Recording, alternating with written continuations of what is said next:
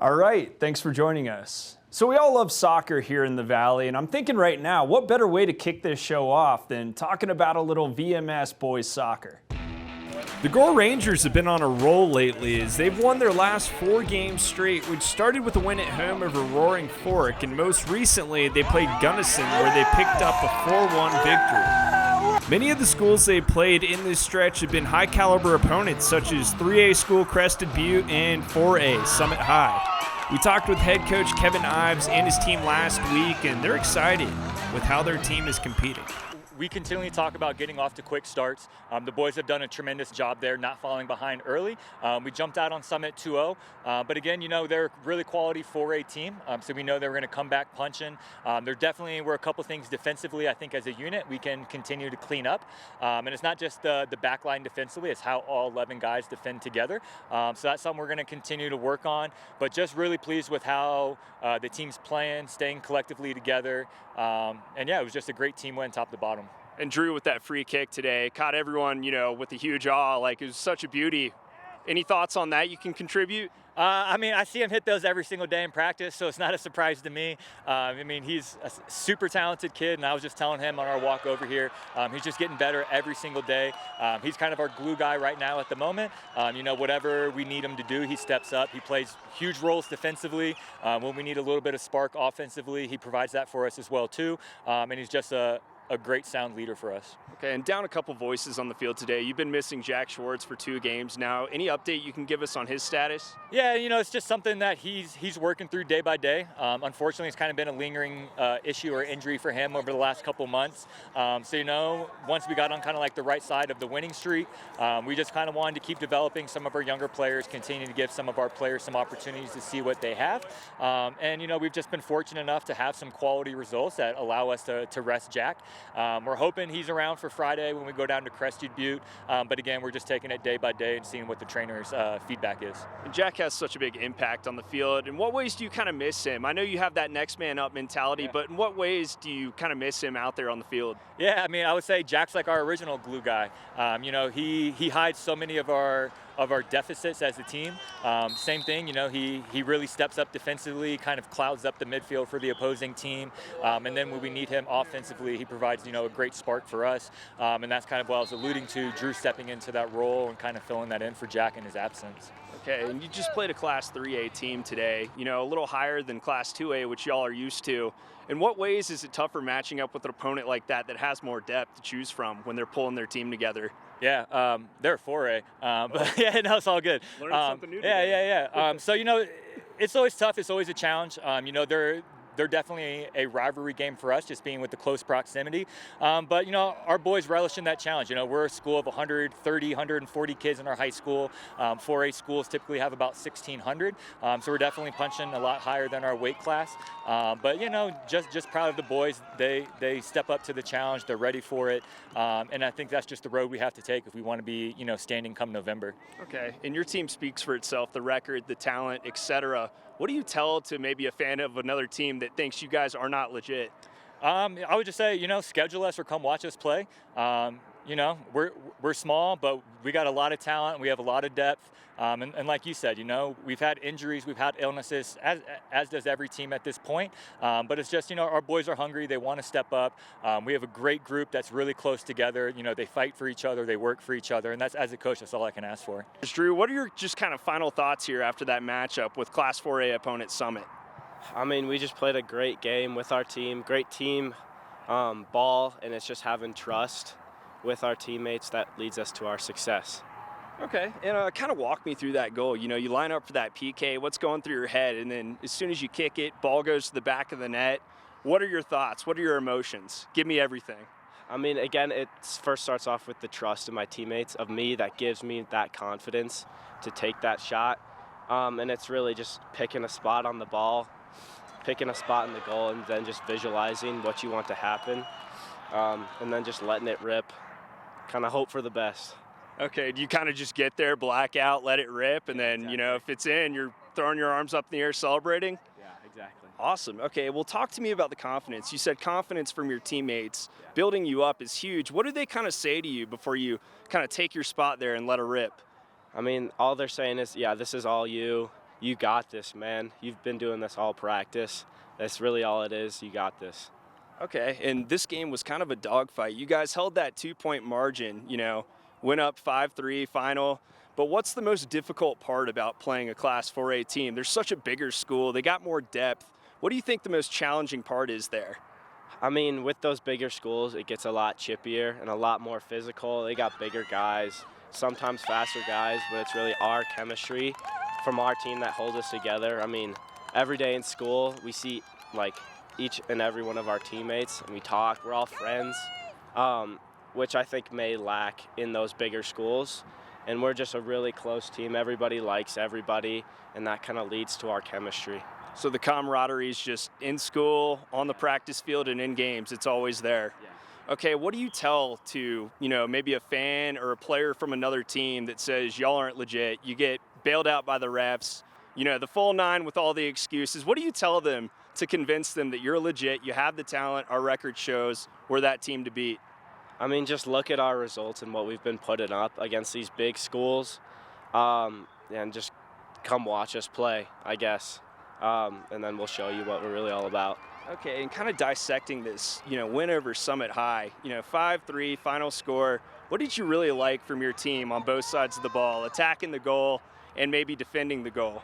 It really starts with communication all the way, starting from the goalie, working all the way up to the strikers and even on the bench. It's just that talking and communication that leads us to be strong in our formation, that leads us to play better soccer. And you've got a great goalie down there in Hunter. He's tall, he's got the physical for him, but he seems like a great communicator too. Is he just always in your ear wherever you are on the field? He's always talking. You can always hear him. All the feedback that he gives is perfect.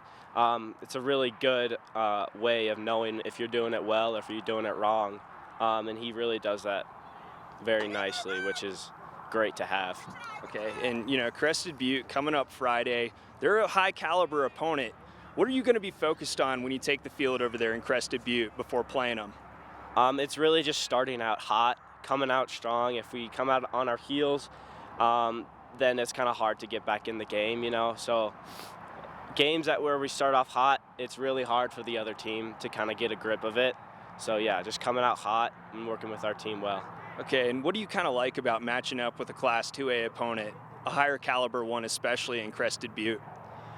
I mean, it really depends, but a team like Crested Butte, really good team.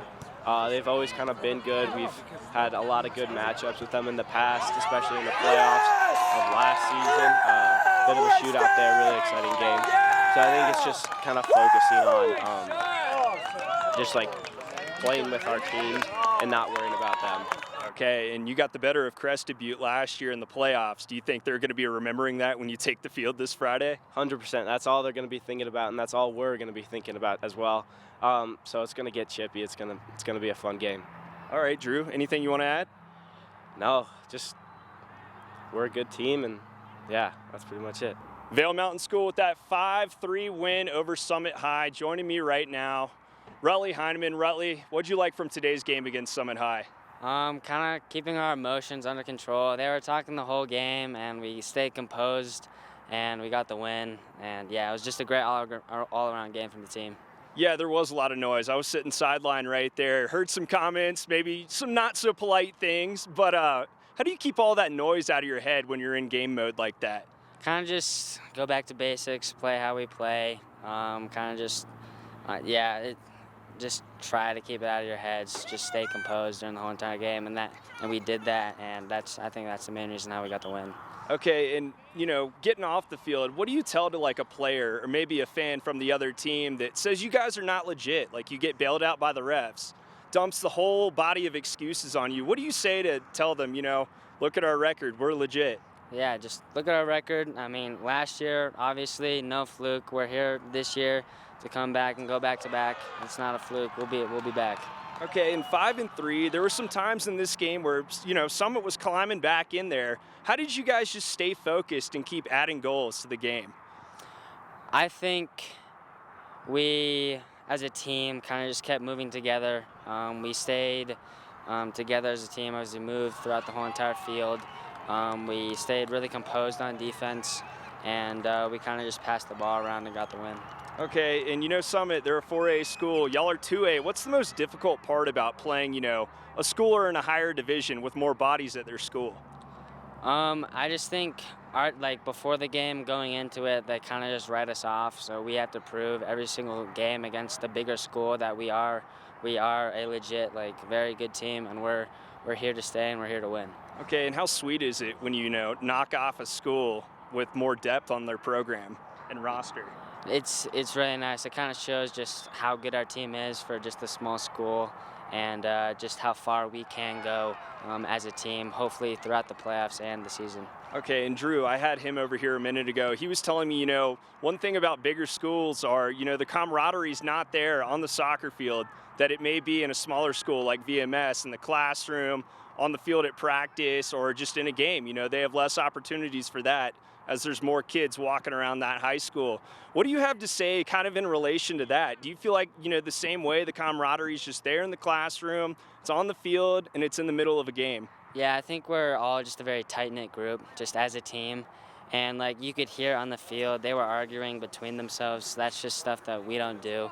We trust each other, and we are one team, and nobody's bigger than the team, and we're here to win as a team. So.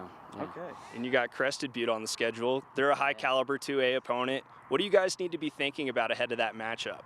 I think going in with confidence, kind of just like this game. They are 3A school. They are very strong as well. We played them in playoffs last year. We had to come from behind multiple times, so they're definitely a strong team. So we're gonna have to play some good soccer. Okay, and you know, I got to bring up last year too. You know, y'all fell behind in that game in the postseason, then you kind of brought your team back in it. Do you think they're going to be looking at you with the sour taste in their mouth come Friday? Definitely, yeah, definitely. But yeah, definitely. Awesome, Rutley. Anything you want to add today? No, that's it. Yeah, thank you. Taking a look now at Vail Mountain School's last 3 games, they would get that win over Crested Butte 1-0 on the road, so that one has to feel pretty good for the Gore Rangers. And their next game is Thursday against Coleridge on the road. Hitting the diamond now real quick, Battle Mountain Softball took on Basalt and knocked off the Longhorns 36-31, which has got to be like one of the highest scoring games ever played on the softball field. But nevertheless, Battle Mountain improves to 3-7 while Basalt falls to 4-12.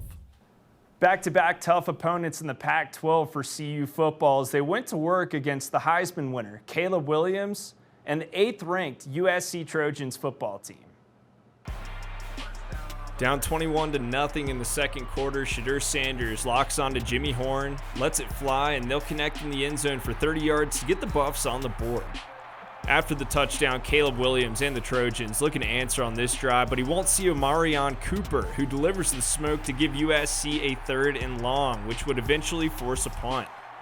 Nevertheless, the Trojans will continue to roll, down 34-7, with the game starting to spiral out of control for the Buffs. Sanders will take off for the end zone, traveling 25 yards to the crib to give his team a spark before the half.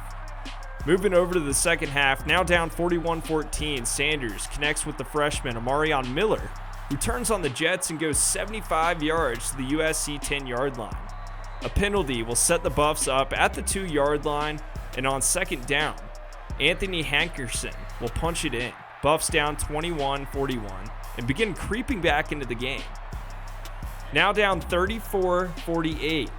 Sanders threads this one through a tight window to Jimmy Horn Jr. for the 16-yard touchdown, and the Buffs will bring it within 7. They try the onside kick, but don't get it, and the Trojans escape Boulder unscathed. The second half fight from the Buffs showed resilience, but does the team believe in moral victories? Say it again? Do you believe in moral victories? Do you think this was a moral victory? I don't know what that means. Okay. Then we'll just move on from there. Coach Prime was later asked the same question, where sure enough, he answered saying he doesn't believe in moral victories either. The team I imagine would play 4 solid quarters and be really physical and really tough and definitive and just make our mark and leave an impression on not only the opposing team, but the coaching staff as well as our fan base. That's what we want to do. Prime not too happy with the outcome, but still proud of his team, he would later go on to say. After that hard-fought battle in the second half with number 8 Southern California, the Trojans will actually drop back a spot. They were a 22-point favorite in this game, but didn't fulfill the order. The Buffs still receiving 1 vote to get back in the top 25, and they'll have a matchup with Arizona State this weekend, who hasn't won a game since week 1. The Buffs, I would say, have a pretty good chance in Phoenix with this matchup. Air Force also listed, receiving 7 votes to break the top 25. They've been lingering there and are sitting at 5-0 on the year with 3 conference wins. They'll rest up this week as they're on a bye. CU, on the other hand, will have to shift gears after that loss to USC last weekend to take on Arizona State, and if the Buffs have their game face on like they did in the second half against USC this past weekend, I expect more than a moral victory, which we all know isn't good enough for the Buffs and Coach Prime. That game will come at 4:30 on Saturday. The counterpart of the Rocky Mountain Showdown, the CSU Rams, will take on a conference opponent of their own in Utah as they travel to Logan for a matchup with Utah State. That one is slated for 6 p.m. on Saturday. Not much of a mix-up from last week's poll here in our AFCA coaches poll for Week 6. Colorado School of Mines is still sitting at that number 2 spot and will face Mesa this weekend in Grand Junction. And moving up 2 spots from last week with a colossal win over Mesa is Western Colorado. They'll travel to Rapid City, South Dakota to take on School of Mines. Kickoffs for those games will both come Saturday, and Mines will take on Mesa at 1:05 p.m. in Grand Junction, while Western Colorado takes on South Dakota Mines at noon. Now, nothing has come easy this season for the Denver Broncos. There was a lot of hope around this program at the beginning of the year, and then that hope just kind of quickly dissolved when the Broncos started off the season 0-3.